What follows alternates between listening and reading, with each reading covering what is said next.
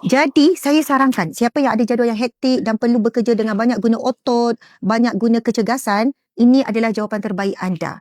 Kenapa? Pada sesiapa yang mempunyai jadual ataupun kerjanya yang perlu hektik, guru-guru. Ya, saya seru ni, guru-guru kan tak duduk lepas satu kelas. Kemudian pelbagai ragam murid pula yang kita kena hadap. Kadang-kadang awal pagi dah rasa down. Sebab awal pagi tu kan dimulakan dengan rasa penat, rasa tak bermaya. Tapi kita tak ada pilihan. Kita kena teruskan langkah. Kita kena pergi kerja. Tapi akhirnya perasaan kita dah berat.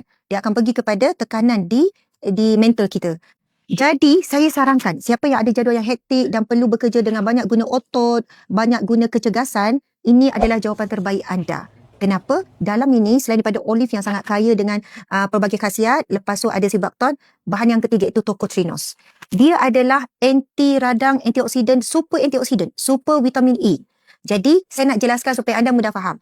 Radang ni macam luka ataupun kerosakan yang disebabkan banyak punca. Kalaulah kita kena radang tu pada tangan, ataupun kita luka pada tangan, kita boleh nampak luka, lepas tu dia jadi kita panggil, dia jadi kudis. Kita boleh nampak lah luka tu dari luar. Lepas tu kita pun rawat kan, kita letak ubat, lepas tu sihat. Okey, dah sihat.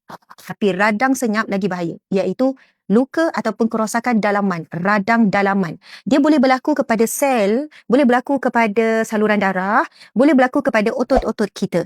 Itulah jadi penyebab tak ada energi. Sebab badan kita bekerja keras nak lawan radang yang sedang berlaku senyap-senyap dalaman. Bila cek kesihatan, sihat je, tak ada penyakit pun.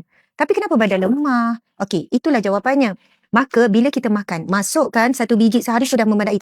Okey, jadi kalau olive guard ini bodyguard kepada kesihatan anda. Bodyguard kepada kecerdasan. Sebab apa? Kita tak ada masa untuk layan letih, berlebihan, penat, badan lolai. Kita tak ada masa untuk itu. Kita ada banyak perkara yang kita nak buat. Kita ada banyak impian yang kita nak capai. Jangan bertangguh lagi, dapatkan segera di link di bawah.